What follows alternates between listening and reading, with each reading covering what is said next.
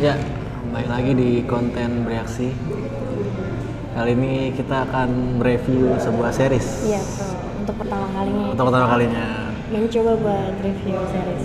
Ini akan ada per episode dan nanti fullnya series tersebut dari POV kita.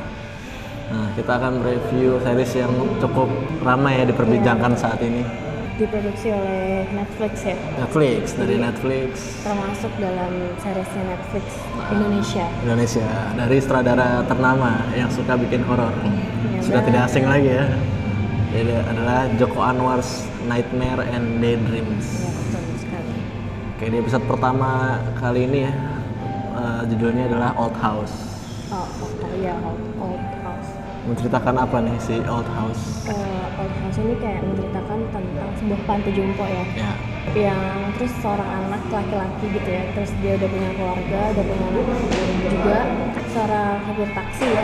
Terus kebetulan dia tuh punya ibu yang udah tua gitu, udah hampir demensia gitu ya, hampir suka lupa gitu. Nah, si suaminya ini tuh, si anaknya ini tuh pengen masukin panti jompo karena tuh dapat istilahnya dapat apa ya, diskon atau dapat gratis ya? murah di situ Iya, murah. pokoknya dapat inilah murah gitu, keringanan di situ. Nah, dia pikir kalau misalkan panti jompo itu bisa membantu merawat ibunya gitu, karena dia kan supir taksi, terus juga si istrinya juga kerja gitu kan, jadinya dia kayak nggak ada kelengkapan buat merawat gitu ya, makanya dia mau masukin ibunya ke panti jompo gitu. Terjadilah guncangan batin antara dia yakin apa enggak nih narik ulur buat naruh ibunya di panti asuhan nih. Panti jompo. Panti jompo. Di panti jompo ini dia tahu karena waktu di awal scene itu ini ya, dia nganter susternya situ gitu ya. Iya. Nah, susternya tuh udah bilang kayak jangan masukin orang tua kamu tuh ke sini gitu ya. Gini. Tapi mungkin karena dikasih tahu sama suster yang lain, jadi kepengen lah coba masukin sini. Ditambah ada kejadian yang bikin meyakinkan kalau ibunya harus ditaruh di panti jompo. Apa itu kejadiannya? Iya, bisa dilihat. Bisa dilihat di film. Agak cukup deg-degan. Iya. Karena memang nggak ada yang ngerawat di rumahnya gitu. Iya, nggak ada. Langsung kita ke case-nya, ada siapa aja? Ariel Bayu ya, sebagai Panji, ada Faradini Musti sebagai Rara, itu istrinya. Ada Yati Surahman sebagai Ranti atau ibunya si Panji ya. Ada Ruth Marini juga jadi perawat. Putri Ayu dia juga ada jadi perawat juga. Dan lain-lain ya. Ada Kevin Ardilova yang nonton autobiografi, ada di situ. Dimitri, ada Salpriadi sebagai Bambang yang sudah menyesal menaruh ibunya di situ karena tidak bisa dijenguk. Ya, terus ada Syaina Febrianti sebagai Mutiara. Ya, ada satu case lah di dalam film ini. Ya, ada banyak cast-nya gitu ya untuk mengisi series ini gitu ya. Sepanjangnya 1 jaman, tapi nggak bikin berasa sejam.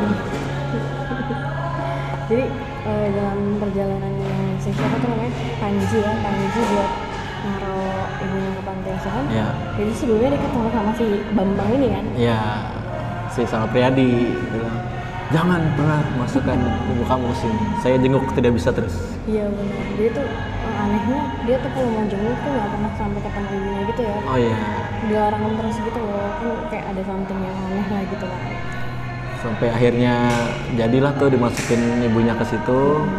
Dan malamnya nggak usah nunggu lama, malamnya mimpi buruk. Udah.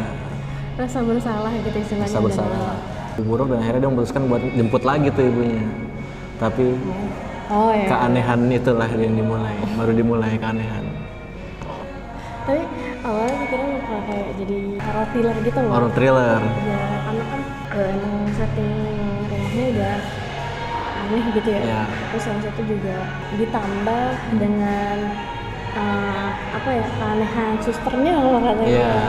Terus juga pas nyampe di panti jomponya kan si Panjinya tuh ketemu orang kumpul-kumpul gitu. Iya, ini ngapain nih? Padahal tengah malam. Iya, lagi party gitu. Terus mereka bilang kayak, ini anak-anaknya mereka gitu ya.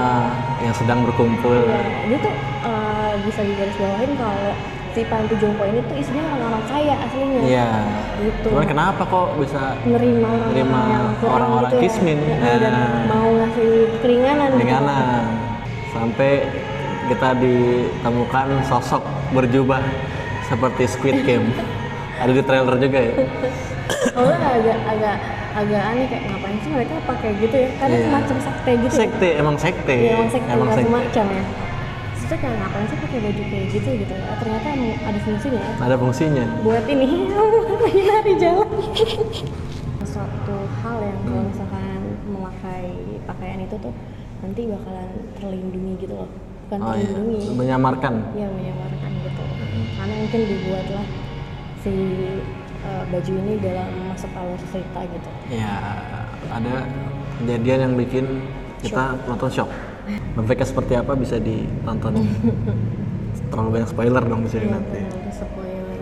Gimana kira-kira episode 1 secara keseluruhan? Ya itu tadi sebenarnya nggak berasa nontonnya. Iya, nggak berasa benar. Karena dia bisa main tegang yang terus membuat kita terlalu dalam ceritanya gitu. Iya. Kita juga penasaran untuk apa nih yang bakal terjadi ya kan. Nah terus dari segi acting dan segala macam itu udah bagus gitu ya. Bagus ya. Karena semua aktor pada ngumpul gitu kayak bahkan cast-cast yang kurang penting aja tuh. Iya. Dia tuh ada gitu. Ada. Terus juga untuk segi penceritaan maksudnya alurnya gitu ya rapi gitu sebenarnya, tapi dari awal sampai akhir nggak jelimet, nggak bikin kita harus bertanya-tanya maunya apa, filmnya mau dibawa kemana tuh nggak, karena benar-benar diceritakan banget tapi dari awal sampai akhir gitu. Ya kekurangannya ada di takut CGI sih ya. Ah iya, CGI yang terlalu kasar gitu kasar. Ya. Iya. Dua monster. Spoiler monster. Ya, kalau kata review lain sih episode 1 yang kurang lah, paling kurang gitu. Tapi kita nggak tahu ya, karena kita saat ini baru menonton episode 1-nya, jadi kita bisa lebih mengambil POV kita yang masih nggak tahu apa-apa ya. Apakah series episode berikutnya akan lebih seru? Iya, nggak tahu kan. Ya terus juga kedalaman cerita dari episode 1 ini juga mungkin dia menyampaikan pesannya secara eksplisit ya, jadi kita nggak harus menerka-nerka maksud dan tujuan dari penceritanya itu apa gitu, cuman kedalaman ceritanya kayak masih kurang gitu, terus endingnya yang berasa kayak ya udah gitu aja udah gitu aja ya. Terus udah gitu kayak agak menyia-nyiakan cast gitu ya maksud aku kayak banyak cast keren yang di sini gitu kan, itu cuman fungsinya kayak cuman pembisik. Iya gitu doang. Terus dibisikin. Kan sayang ya, maksudnya ya udah aja, sayang aja gitu. Mungkin nggak apa sih, cuma sayang aja gitu. Kita tahu maksudnya mereka di tempat lain tuh keren gitu. Iya, kan. keren.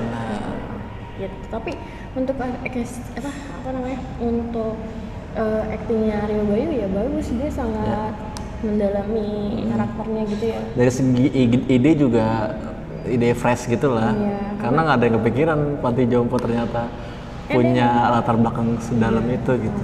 Jadi ya makna keseluruhan dan tujuan dari ceritanya itu jelas gitu ya, dari awal sampai akhir gitu, bahwa kita tidak boleh durhaka ya sama orang tua. Nanti kita akan jadi bisa ditonton sendiri gitu apa yang bikin ini gitu, karena dia udah mesti di awal udah jelas ya kayak akibat ini tuh apa, akibatnya apa, terus meaning story-nya tuh apa gitu, jelas. Oke, ini cukup ya. Berapa rating buat satu episode ini yang Old House? 7/10 kali ya.